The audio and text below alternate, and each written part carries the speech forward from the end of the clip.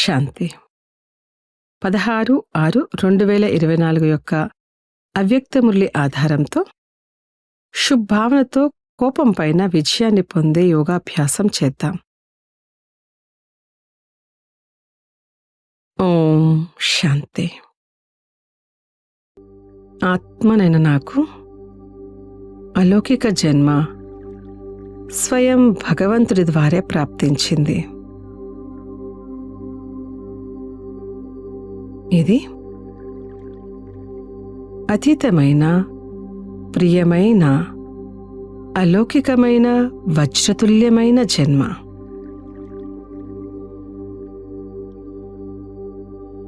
నేను పరమాత్మ వంశావళిని, బ్రహ్మ వంశావళిని.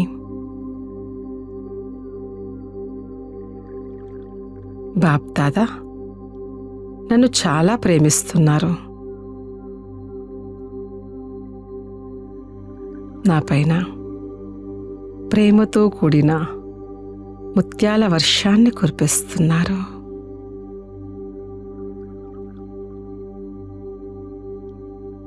నేను బాబా ప్రేమలో ఇమిడిపోతూ ఉన్నాను.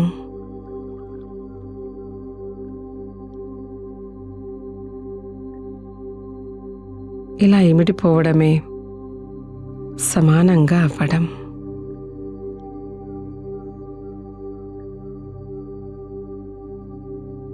నేను బాప్ దాదాతో జన్మ నుంచే జతలో ఉన్నాను. సేవలో కూడా జతలోనే ఉన్నాను.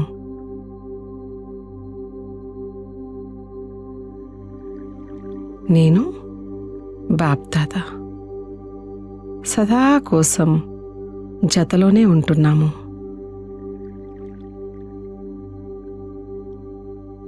బాప్ దాదా సదా నాకు ఆధారం. బాప్ దాదా నా నుంచి ఎప్పటికీ వేరేలేరు.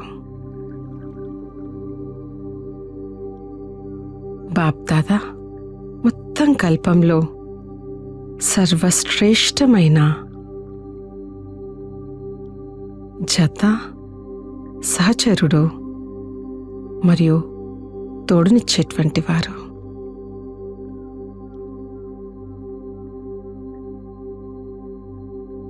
నేను ఈ సర్వశ్రేష్టమైన తోడును ప్రతి కార్యంలో అనుభవం చేస్తున్నాను.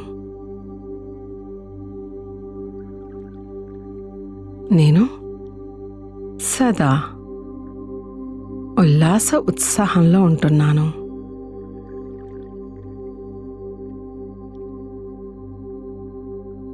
పరిస్థితి ఎలాంటిదైనా కానీ, మాయా తుఫాన్లు ఏవైనా కానీ, బాబా సర్వ ప్రాప్తులు చేయించే బాబా నాకు ఆధారమై ఉన్నారు.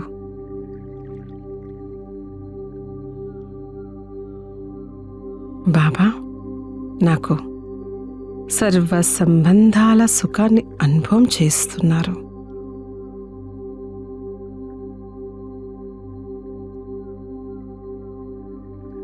సమయం ఎలాగున్నా, పరిస్థితి ఎలాగున్నా దాని అనుసారంగా బాబా నాకు జతగా ఉంటూ నాకు సహాయాన్నిస్తూ ఉన్నారు.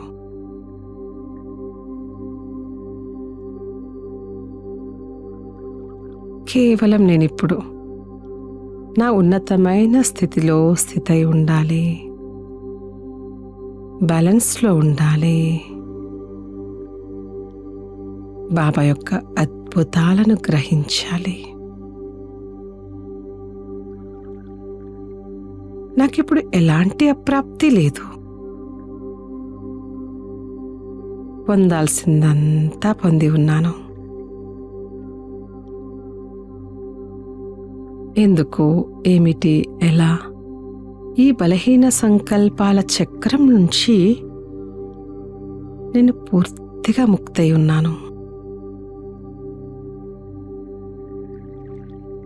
వై అన్న శబ్దంకి బదులుగా ఫ్లై బాబా జతలో ఎగురుతున్నాను.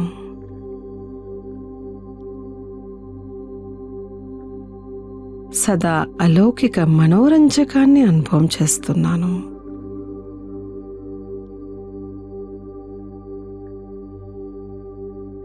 ఈ హద్దు యొక్క మనోరంజకాలు, టైంపాస్ చేసే విషయాలు ఇప్పుడు నాకు అక్కర్లేదు.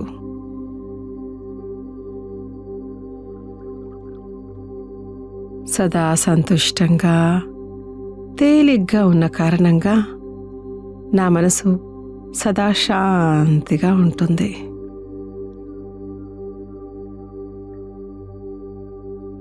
కోపం, ఆవేశం, విసుగు, చికాకు అంశమాత్రం కూడా లేవు. రాయల్ రూపంలో కూడా లేవు.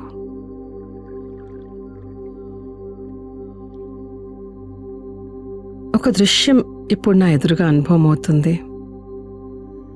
నా చేతిలో ఒక అద్భుతమైన గోళాకారపు లోహం ఉంది. ఈ గోళాకారపు లోహము నా మనసులోని సూక్ష్మ సంకల్పాలతో జోడించబడి ఉంది. ఎప్పుడెప్పుడైతే నా మనసులో సూక్ష్మ రూపంలో కోపం, ద్వేషం, మూడ్ ఆఫ్, పక్కకి తప్పుకోవడం, దుఃఖం ఇవ్వడం వంటి సంకల్పాలు వస్తూ ఉంటాయో అప్పుడు ఈ గోళాకార లోహం వేడెక్కుతూ ఉంటుంది, ఎరుపెక్కుతూ ఉంటుంది. ఎంతెంత నెగటివ్ సంకల్పాలు వస్తూ ఉంటే అంతంత ఈ గోళాకారం, ఈ లోహం వేడెక్కుతూ ఉంటుంది. ఇతరుల కన్నా కూడా ఎక్కువ ఆ వేడి నాకు నష్టదాయకం అవుతుంది. నా చెయ్యే కాలిపోతూ ఉంటుంది. కానీ ఇప్పుడు నేను స్వయాన్ని శాంతి సాగరుని యొక్క జతలో అనుభవం చేస్తున్నాను. శివబాబా యొక్క ప్రేమతో కూడిన ముత్యాలు, శీతల కిరణాలు నా చేతిలో ఉన్న ఆ వేడి గోళాకారం యొక్క లోహం పైన పడుతూ ఉంటాయి. ఆ లోహం శీతలంగా అవుతూ ఉంటుంది.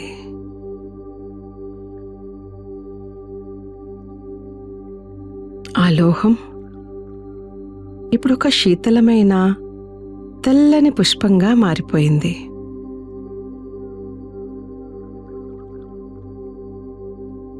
పుష్పంలోని శీతలత మరి ప్రకాశిస్తున్న ఆ తెల్లని సూక్ష్మ కిరణాలు నా చేతుల్లో వ్యాపిస్తున్నాయి. అట్నుంచి మొత్తం నా శరీరము మరియు మస్తకంలోకి వ్యాపిస్తున్నాయి. నేనిప్పుడు పూర్తిగా శీతలంగా శాంతిగా అయ్యాను.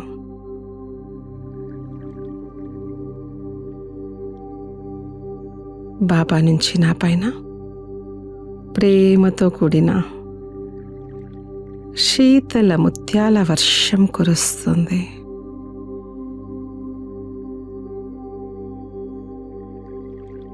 బాబా నా పక్కనే నిల్చుని నా చేతిని వారి చేతిలోకి తీసుకున్నారు. నా మొత్తం భారమంతా నా జతలోనే ఉన్న సర్వశక్తివంతునికి ఇచ్చేశాను. నేను సంతుష్టమనిగా అయ్యాను.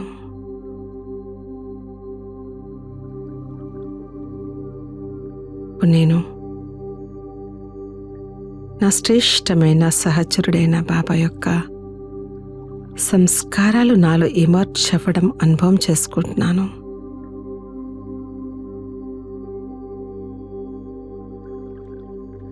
నా సత్యమైన హృదయం పైన నా సాహెబ్ యజమాని రాజీ అయి ఉన్నారు. నేను సదా శాంత స్వరూపాన్ని, సంతుష్టంగా ఉన్నాను. ఓం శాంతి శాంతి శాంతి.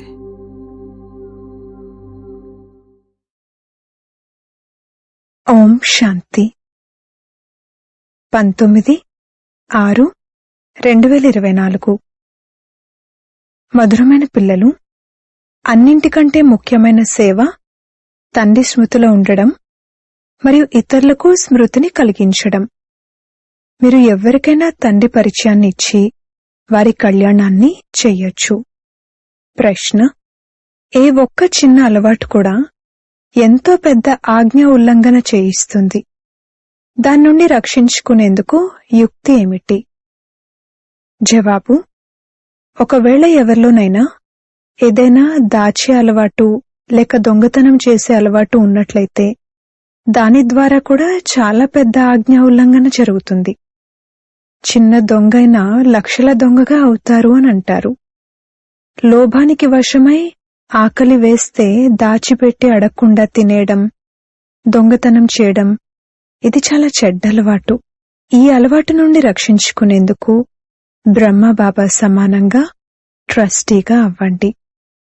ఇలాంటి అలవాట్లు ఏవైతే ఉన్నాయో వాటిని తండ్రికి సత్యాతి సత్యంగా వినిపించండి. ఓం శాంతి. ఆత్మిక తండ్రి కూర్చుని ఆత్మిక పిల్లలకు అర్థం చేయిస్తారు.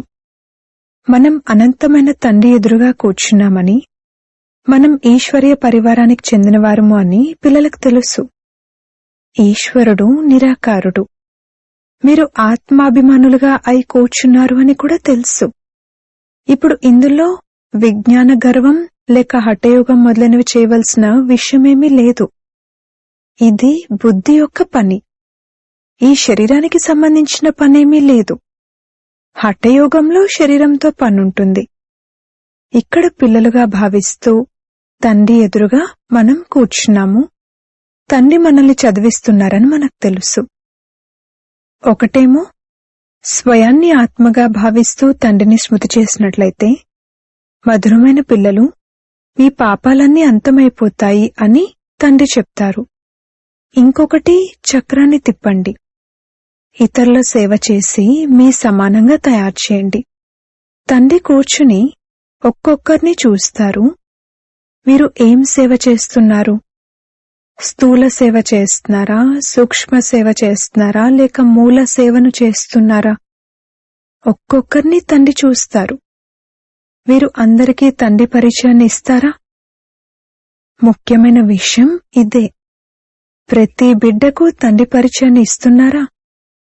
నన్ను స్మృతి చేసినట్లయితే మీ జన్మ జన్మాంతరాల పాపాలు అంతమైపోతాయి అని తండ్రి చెప్తున్నారు అని ఇతరులకు అర్థం చేయిస్తున్నారా?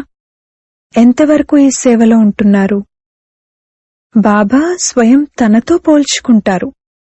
అందరికన్నా ఎక్కువ సేవ ఎవరు చేస్తున్నారు అని చూస్తారు. నేను వీరికంటే ఎక్కువ సేవ ఎందుకు చేయకూడదు అని అనుకుంటారు. బ్రహ్మబాబా కంటే ఎక్కువగా స్మృతి యాత్రలో పరుగు తీయగలరా లేదా అని తండ్రి చూస్తారు. ప్రతి ఒక్కరిని బాబా చూస్తారు. బాబా ప్రతి ఒక్కరిని సమాచారం అడుగుతారు. ఏ ఏ సేవలు చేస్తున్నారు? ఎవరికైనా తండ్రి పరిచయాన్ని ఇచ్చి వారి కళ్యాణాన్ని చేస్తున్నారా? సమయాన్నైతే వృధా చేయడం లేదు కదా. ముఖ్యమైన విషయం ఇదే. ఈ సమయంలో అందరూ అనాథలుగా ఉన్నారు. అనంతమైన తండ్రి గురించి ఎవరికీ తెలియదు. తండ్రి నుండి వారసత్వం అయితే తప్పకుండా లభిస్తుంది. పిల్లలైన మీకు ముక్తి మరియు జీవన్ముక్తి ధామాలు ఈ రెండూ బుద్ధిలో ఉన్నాయి. మనమిప్పుడు చదువుతున్నామని, మళ్లీ స్వర్గంలోకి వచ్చి జీవన్ముక్తి యొక్క రాజ్యభాగ్యాన్ని తీసుకుంటామని కూడా పిల్లలు అర్థం చేసుకోవాలి. మిగిలిన లెక్కలేనంతమంది ఇతర ధర్మాల ఆత్మలెవరైతే ఉన్నారో వారెవ్వరూ ఉండరు. కేవలం మనమే భారత్లో ఉంటాము. బుద్ధిలో ఏమేం ఉండాలి అనేది తండ్రి కూర్చుని పిల్లలకు నేర్పిస్తారు. ఇక్కడ మీరు సంగమయుగంలో కూర్చున్నారు కావున అన్నపానాదులు కూడా తప్పకుండా శుద్ధంగా మరియు పవిత్రంగా ఉండాలి. మనం భవిష్యత్తులో సర్వగుణ సంపన్నులుగా 16 కళల సంపూర్ణులుగా సంపూర్ణ నిర్వికారులుగా అవుతామని కూడా మీకు తెలుసు. ఈ మహిమ శరీరధారి ఆత్మలది. కేవలం ఆత్మ మహిమ మాత్రమే ఉండదు కదా. ప్రతి ఒక్క ఆత్మ పాత్ర ఎవరిది వారిది ఉంటుంది. దానిని ఇక్కడికొచ్చి అభినయిస్తారు. మీ బుద్ధిలో మేము వీరి వలె అవ్వాలి అన్న లక్ష్యము ఉద్దేశము ఉంది. పిల్లలు పవిత్రంగా అవ్వండి అన్నది తండ్రి ఆజ్ఞ. పవిత్రంగా ఎలా ఉండాలి అని అడుగుతారు. ఎందుకంటే మాయా తుఫాన్లెన్నో వస్తాయి. బుద్ధి ఎక్కడెక్కడికో వెళ్ళిపోతుంది. వాటిని ఎలా వదలాలి? పిల్లల బుద్ధి అయితే నడుస్తుంది కదా. ఇంకెవరి బుద్ధి ఇలా నడవదు. తండ్రి, టీచర్, గురువు కూడా మీకు లభించారు. ఉన్నతోన్నతమైన వారు భగవంతుడని, వారు తండ్రి, టీచర్ మరియు జ్ఞానసాగరుడు కూడా అని మీకు తెలుసు. ఆత్మలైన మనల్ని తమతో పాటు తీసుకువెళ్లేందుకు తండ్రి వచ్చారు. సత్యుగంలో చాలా కొద్దిమంది దేవీదేవతలుంటారు. ఈ విషయాలు మీ బుద్ధిలో తప్ప ఇంకెవ్వరి బుద్ధిలోనూ ఉండవు. వినాశనం తర్వాత మనం కొద్దిమంది మాత్రమే ఉంటామని మీ బుద్ధిలో ఉంది. మిగిలిన ఇన్ని ధర్మాలు, ఖండాలు మొదలైనవేవీ ఉండవు. మనమే విశ్వాధిపతులుగా ఉంటాము. మన రాజ్యం ఒక్కటే ఉంటుంది. ఎంతో సుఖమయమైన రాజ్యం ఉంటుంది. ఇకపోతే అందులో వెరైటీ పదవుల వారు ఉంటారు. మాకే పదవి ఉంటుంది? మేమెంత ఆత్మిక సేవ చేస్తున్నాము? ఇలా తండ్రి కూడా అడుగుతారు. తండ్రి అంతర్యామి అని కాదు. తాము ఏం చేస్తున్నారు అనేది పిల్లలు ప్రతి ఒక్కరూ అర్థం చేసుకోగలరు. సేవ మొదటి నంబర్లోనైతే ఈ దాదాయే శ్రీమతమనుసారంగా చేస్తున్నారు అని తప్పకుండా అర్థం చేసుకుంటూ ఉండొచ్చు. మధురాతి మధురమైన పిల్లలు, స్వయాన్ని ఆత్మగా భావించండి, దేహాభిమానాన్ని వదలండి అని గడియ గడియ తండ్రి అర్థం చేయిస్తారు. ఆత్మ అని ఎంత సమయం భావిస్తున్నారు? నేను ఒక ఆత్మను, తండ్రిని స్మృతి చేయాలి అన్నది పక్కా చేసుకోవాలి. దీని ద్వారానే నావ తీరాన్ని చేరుకుంటుంది. స్మృతి చేస్తూ చేస్తూ పాత ప్రపంచం నుండి కొత్త ప్రపంచంలోకి వెళ్ళిపోతారు. ఇప్పుడింకా కొద్ది సమయమే ఉంది. తర్వాత మనం మన సుఖధామంలోకి వెళ్ళిపోతాము. ముఖ్యమైన ఆత్మిక సేవ అందరికీ తండ్రి పరిచయాన్ని ఇవ్వడము. ఇది అన్నింటికన్నా సహజమైన విషయం. స్థూల సేవ చేయడంలో, భోజనం తయారు చేయడంలో, భోజనం తినడంలో కూడా శ్రమించవలసి ఉంటుంది. కాని ఇందులోనైతే శ్రమించే విషయమేమీ లేదు. కేవలం స్వయాన్ని ఆత్మగా భావించాలి. ఆత్మ అవినాశి, శరీరం వినాశి. ఆత్మే మొత్తం పాత్ర అంతటినీ అభినయిస్తుంది. ఈ శిక్షణ వినాశన సమయం వచ్చినప్పుడు తండ్రి వచ్చి ఒకేసారి ఇస్తారు. దేవీ దేవతలదే కొత్త ప్రపంచం, అందులోకి తప్పకుండా వెళ్ళాలి. మిగిలిన ప్రపంచమంతా శాంతిధామానికి వెళ్ళాలి. ఈ పాత ప్రపంచం ఇక ఉండదు. మీరు కొత్త ప్రపంచంలో ఉన్నప్పుడు పాత ప్రపంచ స్మృతి ఉంటుందా? ఏమాత్రమూ ఉండదు. మీరు స్వర్గంలోనే ఉంటారు, రాజ్యం చేస్తూ ఉంటారు. ఇది బుద్ధిలో ఉండడం ద్వారా సంతోషం కలుగుతుంది. స్వర్గానికి ఎన్నో పేర్లు పెట్టడం జరుగుతుంది. నరకానికి కూడా అనేక పేర్లు పెట్టారు. పాపాత్ముల ప్రపంచం, హెల్, దుఃఖధామమని అంటారు. అనంతమైన తండ్రి ఒక్కరేనని ఇప్పుడు పిల్లలైన మీకు తెలుసు. మనం వారికి చాలా కాలం దూరమై తర్వాత కలుసుకున్న పిల్లలము. కావున ఇటువంటి తండ్రిపై ప్రేమ కూడా ఎంతో ఉండాలి. ఏ పిల్లలైతే ఎంతో సేవ చేస్తారో, ముళ్లను పుష్పాలుగా తయారు చేస్తారో, ఆ పిల్లలపై తండ్రికి కూడా ఎంతో ప్రేమ ఉంది. మనుషుల నుండి దేవతలుగా అవ్వాలి కదా.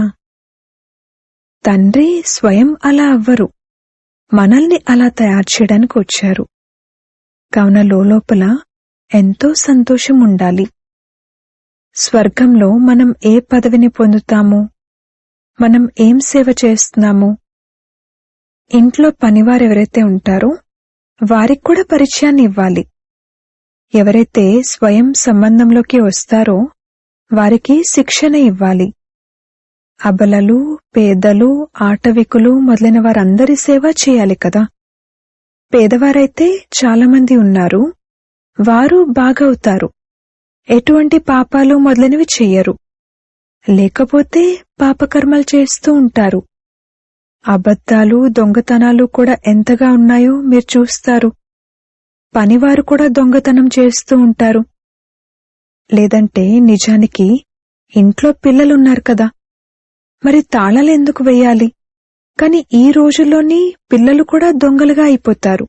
ఏదో ఒకటి దాచిపెట్టి ఎత్తుకుపోతారు. ఎవరికైనా ఆకలి వేస్తే అత్యాశ కారణంగా తినేస్తూ ఉంటారు. లోభం ఉన్నవారు తప్పకుండా ఏదో ఒకటి దొంగతనం చేసి తింటూ ఉండొచ్చు. ఇదైతే శివబాబా బండారా. ఇందులో ఒక్క పైసా కూడా దొంగతనం చేయకూడదు. బ్రహ్మ అయితే ట్రస్టీ. అనంతమైన తండ్రి అయిన భగవంతుడు మీ వద్దకు వచ్చారు. భగవంతుని ఇంట్లో ఎప్పుడైనా ఎవ్వరైనా దొంగతనం చేస్తారా? స్వప్నంలో కూడా చెయ్యరు. ఉన్నతోన్నతమైన వారు శివ భగవానుడేనని మీకు తెలుసు. మనం వారి పిల్లలం కావున మనం దైవీ కర్మలు చేయాలి. మీరు దొంగతనం చేసేవారికి కూడా జైళ్లకు వెళ్లి జ్ఞానాన్ని ఇస్తారు. ఇక్కడేం దొంగతనం చేస్తారు? ఎప్పుడైనా మామిడి పండు తీసుకోవడం, లేకేదైనా వస్తువు తీసుకుని తినడం, ఇది కూడా దొంగతనమే కదా. ఏ వస్తువైనా సరే అడగకుండా తీసుకోకూడదు, చెయ్యి కూడా వేయకూడదు. శివబాబా మన తండ్రి, వారు వింటారు, చూస్తారు. పిల్లల్లో ఏ అవగుణమూ లేదు కదా అని అడుగుతారు. ఒకవేళ ఏదైనా అవగుణం ఉన్నట్లయితే వినిపించండి, అది దానంగా ఇచ్చేయండి. దానంగా ఇచ్చిన తర్వాత మళ్ళీ ఏదైనా ఆజ్ఞ ఉల్లంఘన చేసినట్లయితే ఎన్నో శిక్షలు పొందుతారు. దొంగతనం యొక్క అలవాటు చాలా చెడ్డది. ఎవరైనా సైకిల్ ఎత్తుకుపోయారనుకోండి, వారు పట్టుబడిపోతారు. ఏదైనా దుకాణంలోకి వెళ్లి బిస్కెట్ డబ్బాను లేక ఏవైనా చిన్న చిన్న వస్తువులను దాచేస్తారు. దుకాణం వారు చాలా జాగ్రత్తగా ఉంటారు. అలాగే ఇది కూడా చాలా పెద్ద గవర్నమెంట్. పాండవ గవర్నమెంట్ తన దైవీ రాజ్యాన్ని స్థాపన చేస్తుంది. తండ్రి అంటారు, నేనైతే రాజ్యం చెయ్యను, పాండవులైన మీరే రాజ్యం చేస్తారు. కాని వారేమో పాండవ పతి అని శ్రీకృష్ణుణ్ణి అనేశారు. పాండవ పిత ఎవరు? అది మీకు తెలుసు. వారు ఎదురుగా కూర్చుని ఉన్నారు. తాము బాబాకు ఏ సేవ చేస్తున్నారు అనేది ప్రతి ఒక్కరూ లోపల అర్థం చేసుకోగలరు. బాబా మనకు విశ్వరాజ్యాధికారాన్ని ఇచ్చి వారు స్వయం వానప్రస్థంలోకి వెళ్లిపోతారు. వారు ఎంతటి నిష్కామ సేవ చేస్తారు. అందరూ సుఖవంతులుగా మరియు శాంతివంతంగా అయిపోతారు. వాళ్లైతే విశ్వంలో శాంతి ఉండాలి అని కేవలం నామమాత్రంగా అంటారు. శాంతి పురస్కారాలు ఇస్తూ ఉంటారు. మనకైతే చాలా భారీ ప్రైజ్ లభిస్తుందని ఇక్కడ పిల్లలైన మీకు తెలుసు. ఎవరైతే మంచి సేవ చేస్తారో వారికి పెద్ద ప్రైజ్ లభిస్తుంది. తండ్రి పరిచయాన్ని ఇవ్వడమే అన్నింటికన్నా ఉన్నతోన్నతమైన సేవ. దీనిని ఎవ్వరైనా చేయొచ్చు. పిల్లలు ఈ విధంగా దేవతలుగా అవ్వాలనుకుంటే సేవ కూడా చేయాలి కదా. వీరిని చూడండి, వీరు కూడా లౌకిక పరివారం కలవారే కదా. వీరి ద్వారా బాబా చేయించారు. వీరిలోకి ప్రవేశించి వీరికి కూడా చెప్తారు. అలాగే ఈ విధంగా చేయండి అని మీకు కూడా చెప్తారు. నాకెలా చెప్తారు? నాలోకి ప్రవేశించి చేయిస్తారు. వారు చేసేవారు మరియు చేయించేవారు కదా. నాలో కూర్చుని ఈ విధంగా చెప్పారు, ఇక దీన్ని వదులు, ఇది చీచీ ప్రపంచం. ఇక వైకుంఠానికి పద. ఇప్పుడిక వైకుంఠానికి అధిపతిగా అవ్వాలి.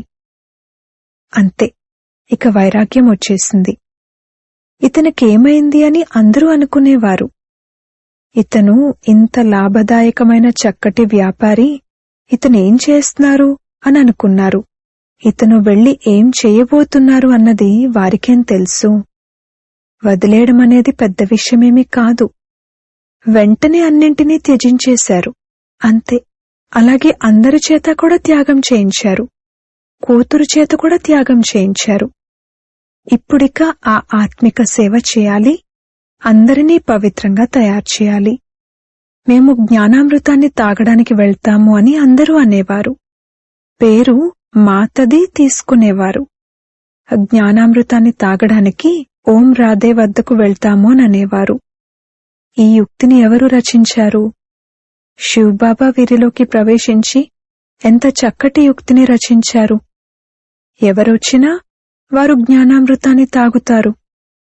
అమృతాన్ని వదిలి విషాన్నెందుకు తీసుకోవాలి అన్న గాయనం కూడా ఉంది. విషాన్ని వదిలి జ్ఞానామృతాన్ని తాగి పావన దేవతలుగా అవ్వాలి. ప్రారంభంలో ఈ విషయం ఉండేది. ఎవరొచ్చినా వారికి ఈ విధంగా చెప్పేవారు, పావనంగా అవ్వండి, అమృతాన్ని తాగాలంటే విషాన్ని వదిలేయాలి, పావన వైకుంఠానికి యజమానులుగా అవ్వాలంటే ఒక్కర్నే స్మృతి చేయాలి అని. ఇలా చెప్తే తప్పకుండా గొడవ జరుగుతుంది కదా. మొదట్లో జరిగిన గొడవ ఇప్పటి వరకు కొనసాగుతూ వచ్చింది. అబలలపై ఎన్ని అత్యాచారాలు జరుగుతూ ఉంటాయి. మీరు ఎంతగా పక్కా అవుతూ ఉంటారో అంతగా పవిత్రత మంచిది అని అర్థం చేసుకుంటారు. బాబా, మీరొచ్చి మమ్మల్ని పావనంగా తయారు చేయండి అని దానికోసమే పిలుస్తారు. ఇంతకుముందు మీ క్యారెక్టర్ కూడా ఎలా ఉండేది, ఇప్పుడు ఎలా తయారవుతున్నారు? ఇంతకు ముందైతే దేవతల ముందుకు వెళ్లి మేం పాపులము అని అనేవారు. ఇప్పుడు ఆ విధంగా అనరు. ఎందుకంటే ఇప్పుడు మనం ఆ విధంగా అవుతున్నామని మీకు తెలుసు. మేమెంతవరకు సేవ చేస్తున్నాము అని పిల్లలు తమను తాము ప్రశ్నించుకోవాలి. బండారి అనగా బోళీదాది మీకోసం ఎంత సేవ చేస్తున్నారు? వారికెంత పుణ్యం తయారవుతుంది? వారు అనేక మంది సేవ చేస్తారు కావున వారికి అందరి ఆశీర్వాదాలు లభిస్తున్నాయి. ఎంతో మంది వారి మహిమను రాస్తారు. బోళీదాది చేస్తున్నది అద్భుతం. వారు ఎన్ని ఏర్పాట్లు చేస్తారు. ఇది స్థూల సేవ. సూక్ష్మ సేవ కూడా చేయాలి. పిల్లలంటారు, బాబా, ఈ 5 భూతాలు చాలా తీవ్రంగా ఉన్నాయి, ఇవి స్మృతిలో ఉండనివ్వడం లేదు. బాబా అంటారు, పిల్లలు, శివబాబా స్మృతి చేస్తూ భోజనం తయారు చేయండి. ఒక్క శివబాబా తప్పింకెవరూ లేరు. వారే సహాయం చేస్తారు. నేను నీ శరణు కోరి వచ్చాను అన్న గాయనం కూడా ఉంది కదా. సత్యుగంలో ఇలా అన్నారు. ఇప్పుడు మీరు శరణులోకొచ్చారు. ఎవరినైనా భూతాలు పట్టుకుంటే అవి ఎంతో పీడిస్తాయి. వారిలోకి అశుద్ధమైన ఆత్మ వస్తుంది. మిమ్మల్ని ఎన్ని భూతాలు పట్టుకున్నాయి? కామం, క్రోధం, లోభం, మోహం, ఈ భూతాలు మిమ్మల్ని ఎంతగానో పీడిస్తాయి. ఆ అశుద్ధాత్మలైతే ఏ కొందరినో విసిగిస్తాయి. ఈ 5 భూతాలైతే 2500 సంవత్సరాల నుండి వెంటాడుతున్నాయని మీకు తెలుసు. మీరు ఎంతగా విసిగిపోయారు. ఈ 5 భూతాలు మిమ్మల్ని నిరుపేదలుగా చేసేశాయి. దేహాభిమానపు భూతం మొట్టమొదటిది. కామం యొక్క భూతం కూడా పెద్దదే. అవి మిమ్మల్ని ఎంతగా విసిగించాయి అనేది కూడా తండ్రి తెలియచేశారు. కల్పకల్పము మిమ్మల్ని ఈ భూతాలు పట్టుకుంటాయి. యథా రాజారాణి తథా ప్రజ, అందర్నీ ఈ భూతాలు పట్టుకున్నాయి. కావున దీనిని భూతాల ప్రపంచం అంటారు.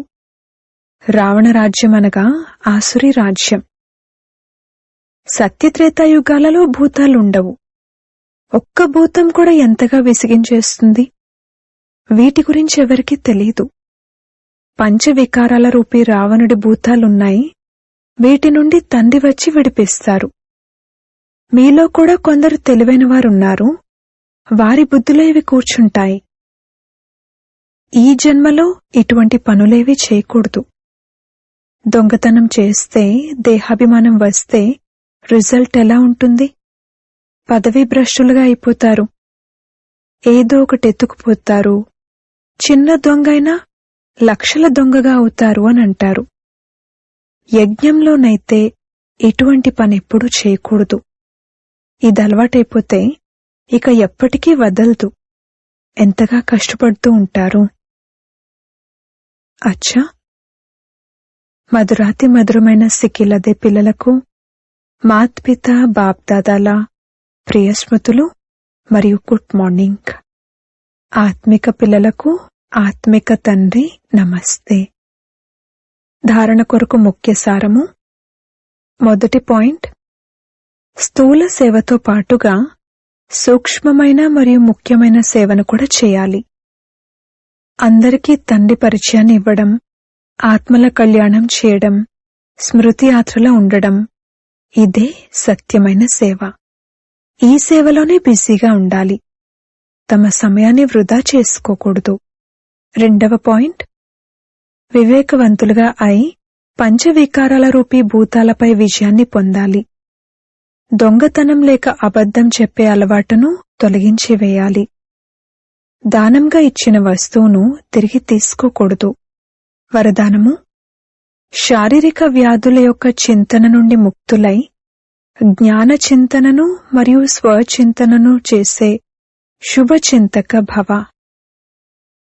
ఒకటేమో శారీరక వ్యాధి రావటం, మరొకటి ఆ వ్యాధి వచ్చినప్పుడు కదిలిపోవటం. వ్యాధి రావటం అన్నదైతే రాసిపెట్టుంటుంది, కాని శ్రేష్ఠ స్థితి నుండి కదిలిపోవటం, ఇది బంధన యుక్తులుగా ఉన్నారు అన్నదానికి గుర్తు. ఎవరైతే శారీరక వ్యాధి యొక్క చింతన నుండి ముక్తులుగా ఉంటూ స్వచింతన జ్ఞానచింతన చేస్తారో వారే శుభచింతకులు. ఈ ప్రకృతి అనగా శరీరం యొక్క చింతన ఎక్కువగా చేయడం వల్ల చింతారూపం తయారవుతుంది. ఈ బంధనం నుండి ముక్తులుగా అవ్వటం, దీనినే కర్మాతీత స్థితి అని అంటారు. స్లోగన్, స్నేహం యొక్క శక్తి సమస్య రూపీ పర్వతాన్ని నీరు వలె తేలిగ్గా చేస్తుంది. ఓం శాంతి. 2 1 2 3 4.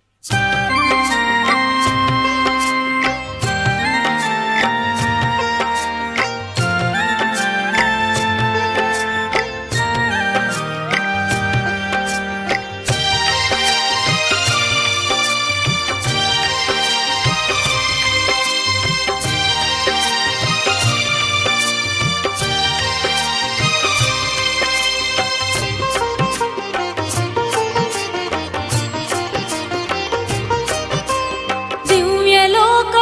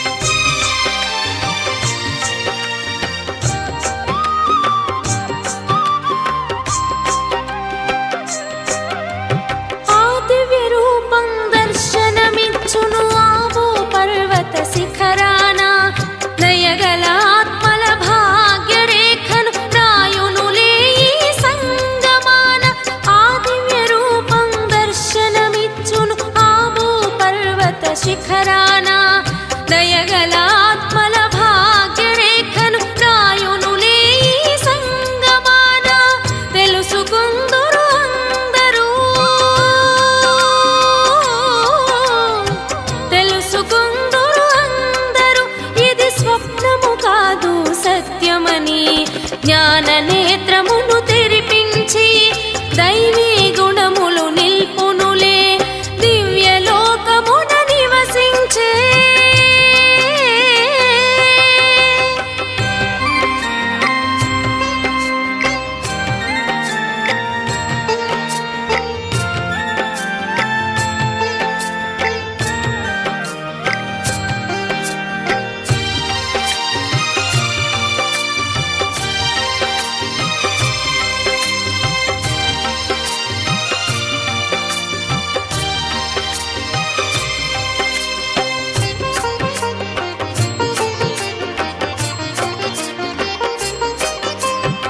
మంత్రముగ్ధులను చేయునులే తన శీతల దృష్టితో అందరినీ ఆకర్షితులై చెంతకు చేరి ఆ రూపమునే చూస్తారు.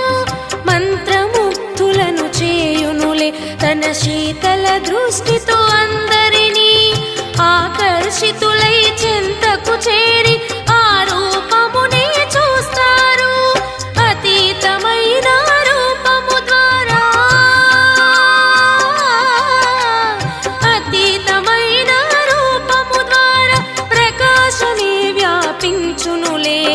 ఆ రూపములో తమైల వేల్పుల సాక్షాత్కారమే చూస్తారు దివ్యలోకమున నివసించే.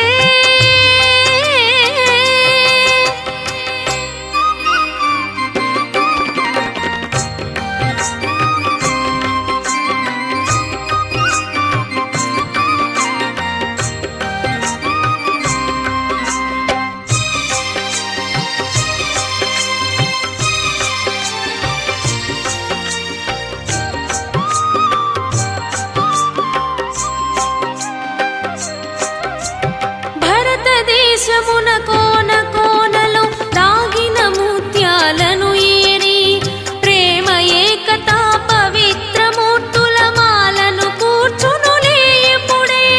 భారతదేశమున కోన కోనలో దాగిన ముత్యాలను ఏరి ప్రేమ ఏకతా పవిత్ర మూర్తుల మాలను కూర్చునులే ఎప్పుడే. మాతలను శివశక్తులుగా మాతలను శివశక్తులుగా తయారు చేయును ఆ రూపం బ్రహ్మ బాబా